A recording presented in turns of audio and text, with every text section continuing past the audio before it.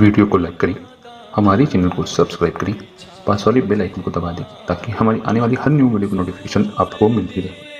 تو جو چیز اللہ کو سونپی جائے وہ کبھی ضائع نہیں، جو چیز اللہ کو سونپی جائے وہ کبھی، اسی لیے گھر سے بچے نکلو تو ان کو فی امان اللہ کہا کرو، اور تم گھر سے نکلو تو بچوں کو یاد کراؤ کہ وہ تمہیں فی امان اللہ کا مطلب ہوتا ہے اللہ کی امان میں، اور جو چیز اللہ کی امان میں ہو اس کا کبھی نقصان نہیں ہوتا، بلکہ اس کی برکت میں نے دیکھی، اس کی برکت ہم نے اپنے بزرگوں سے سنا تھا، ہم نے اپنی آنکھوں سے کئی مرتبہ دیکھی۔ میرے تیسرے نمبر کے بھائی حافظ سید مقیم، ان کا ایکسیڈنٹ ہو، مالیگاؤں کے ہاسپٹل میں لے کر گئے، پورا محلہ سحری کے وقت رمضان شریف میں پورا محلہ جمع ہو گیا۔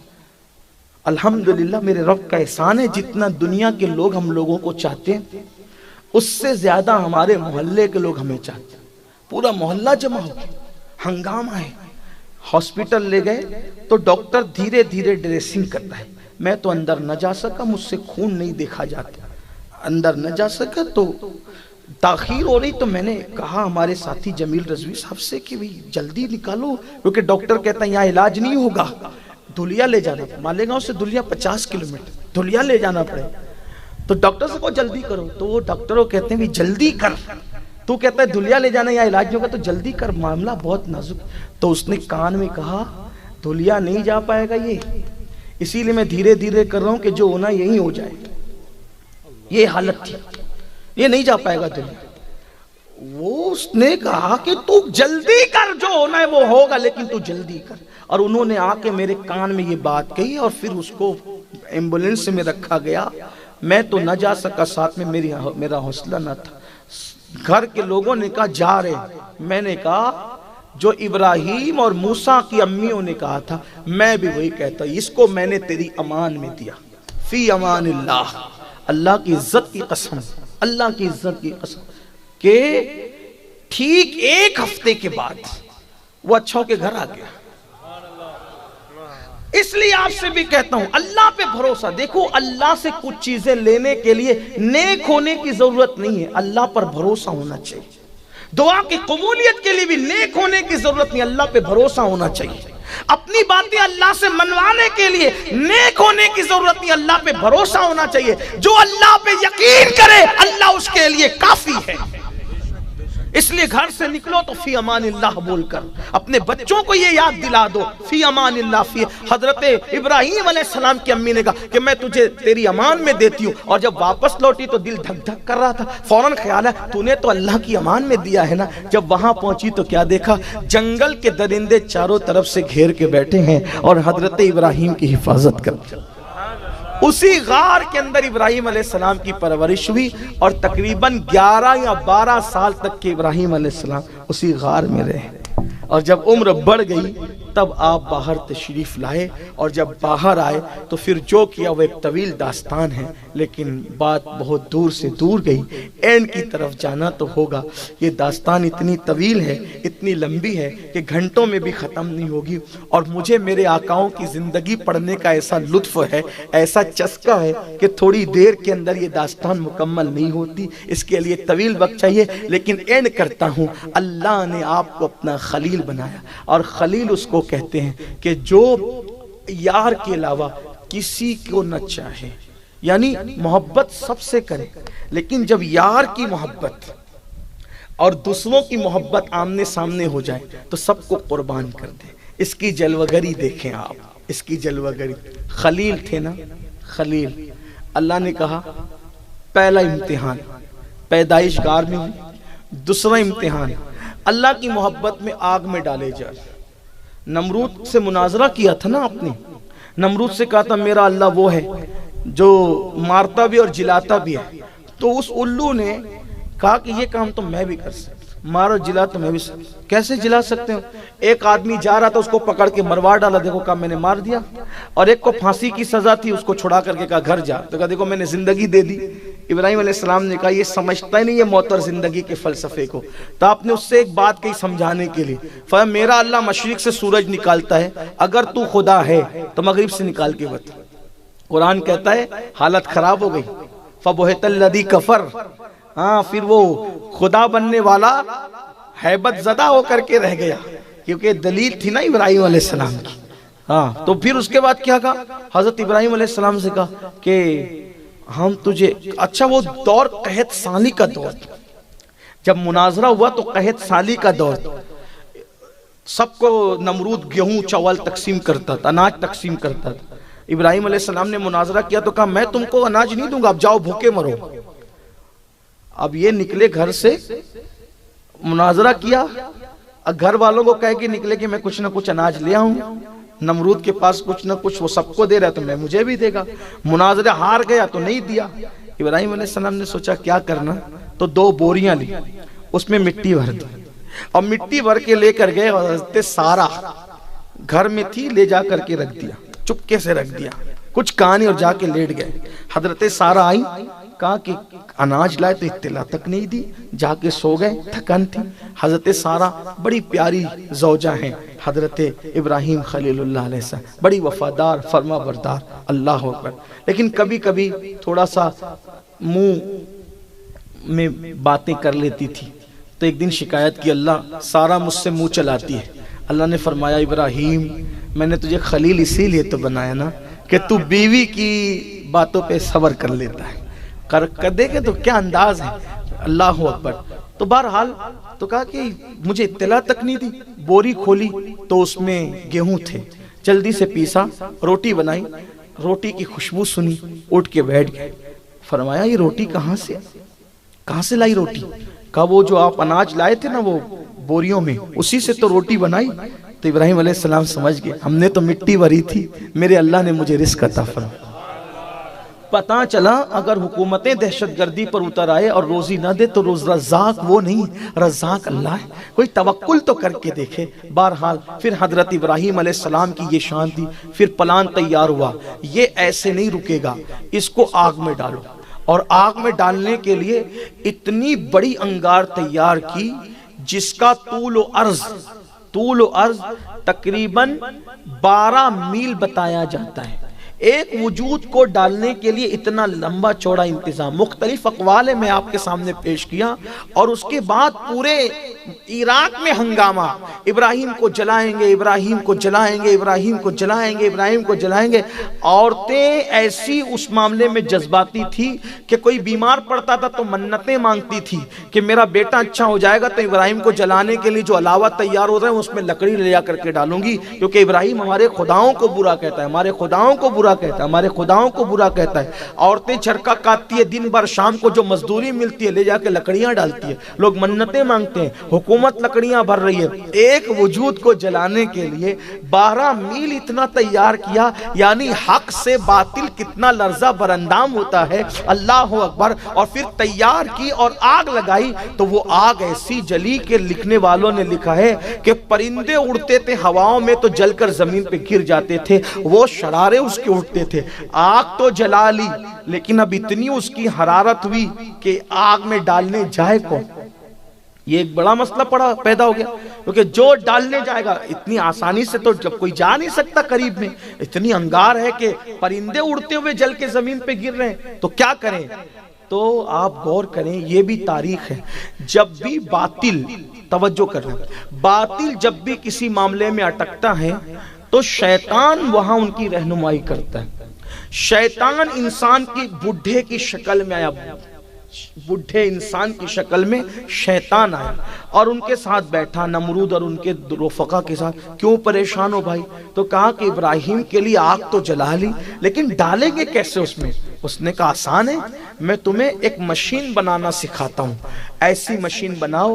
یہ تاریخ ہے جنرل نالج والوں کے لیے کہ منجنیق، جس کو گوفن کہتے ہیں، یہ منجنیق بنانا انسان کو شیطان نے سکھایا، یعنی کچھ باتیں بھی شیطان سکھاتا ہے۔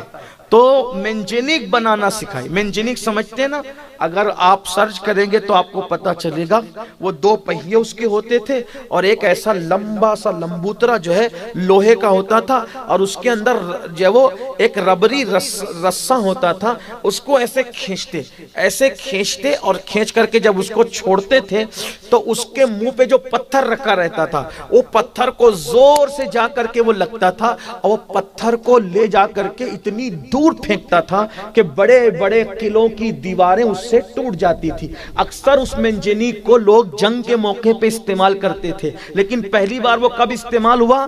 پتھر رکھنے کے لیے نہیں، اس کے سرے پہ ابراہیم علیہ السلام کو رکھنے کے لیے اور رسہ۔ اب انہوں نے منجنیق بنائی شیطان کے بتانے پہ، اب شیطان نے منجنیق بنانا سکھایا تو ان کو پریکٹس بھی کروا رہا تھا کہ ایسے رسہ کھینچو، رسہ کھینچا پھر چھوڑا، رسہ کھینچا تو برابر جا کر کے لگتا تھا۔ لیکن جس دن وہ ابراہیم علیہ السلام کو قید خانے سے نکال کے لائے اور پتھر کی جگہ ابراہیم علیہ السلام کو کپڑے اتار کر، آپ کا کرتا اتار کے آپ کو بٹھایا، بٹھانے کے بعد فرشتے چیخ پڑے، ایک ہی تو تیرا بندہ ہے جو تیرا نام لیتا ہے، تیری عبادت کرتا ہے، وہ بھی آگ میں جا کے جلے گا۔ حالانکہ ابراہیم علیہ السلام روتے تھے، اللہ پوری روئے زمین پہ کوئی نماز نہیں پڑھتا، میں اکیلا نماز پڑھتا ہوں، تیری عبادت سب کیوں نہیں کرتے؟ تو اللہ ابراہیم علیہ السلام کی تسلی کے لیے آسمان کے فرشتے زمین پہ اتارتا تھا کہ جاؤ میرے ابراہیم کے ساتھ نماز پڑھ لیا کرو، تاکہ اس کو خوشی ہو کہ میرے علاوہ اور بھی لوگ نمازی ہیں، نماز پڑھتے ہیں۔ اب آپ سے پوچھتا ہوں، ابراہیم علیہ السلام کا دل دکھتا تھا کہ میرے علاوہ کوئی نماز نہیں پڑھتا، تو آج اگر ملت ابراہیمی کا دعویٰ کرنے والے اگر نماز نہیں پڑھتے تو کیا حضرت ابراہیم کا دل آج نہیں دکھتا ہوگا کہ میری ملت کا دم بھرنے والے، میری اولاد بننے والے، میری اولاد کہلانے والے جو ہے وہ نماز نہیں پڑھتے؟ اللہ اکبر۔ تو ابراہیم علیہ السلام کا کرتا اتارا اور رکھا۔ اب یہاں توجہ سے سننا، میں کہاں سے پڑھ رہا ہوں اب یہ چیز، کیونکہ میں بہت ساری کتابوں کا اتنے مجموعہ نچوڑ کے پیش کر رہا ہوں، یہ ساری داستان ایک کتاب میں نہیں ملے گی۔ اب میں روح البیان پر آ گیا ہوں۔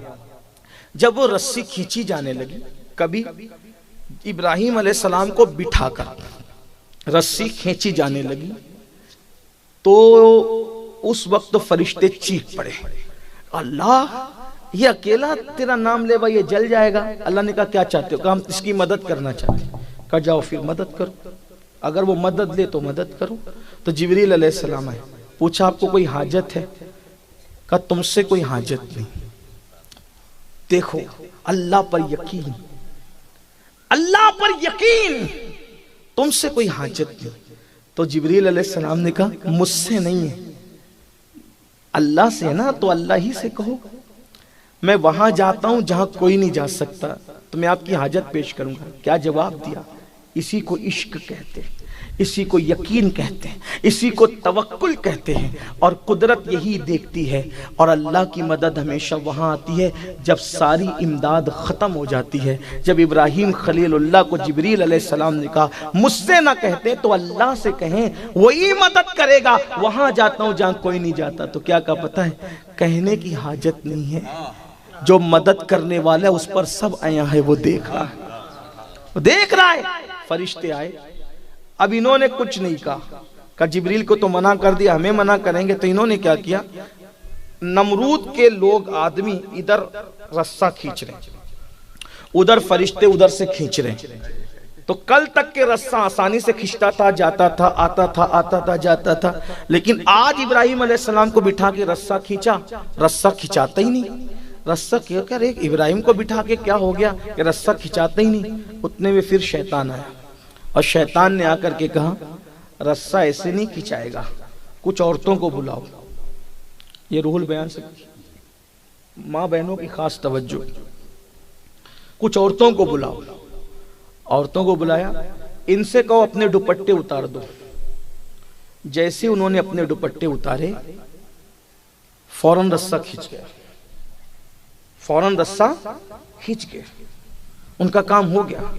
علامہ اسماعیل حقی رحمت اللہ علیہ اس پہ تفسیرہ کرتے ہوئے فرماتے ہیں، ہمارے بزرگوں نے تفسیرہ کیا، عورتیں آئی اور دوپٹہ انہوں نے سر سے ہٹایا تو رسہ کیوں کھنچ گیا؟ پہلے کیوں نہیں کھنچ رہا تھا؟ تو اس وقت ہمارے بزرگ فرماتے ہیں کہ ادھر سے نمرودی کھینچ رہے تھے، ادھر سے فرشتے کھینچ رہے تھے، تو چونکہ فرشتوں کی طاقت کے سامنے ان کی طاقت کام نہیں کر رہی تھی، تو شیطان نے کیا کیا، عورتوں کو بلوایا اور دوپٹے ہٹوائے۔ تو جیسے ہی اپنے سر سے ان عورتوں نے دوپٹے ہٹائے، اس دوپٹے ہٹانے کی نحوست سے سارے وہاں سے رحمت کے فرشتے چلے گئے واپس، کیونکہ جہاں کھلے سر والی عورت ہوگی وہاں پر رحمت کے فرشتے کبھی نہیں ہوں گے۔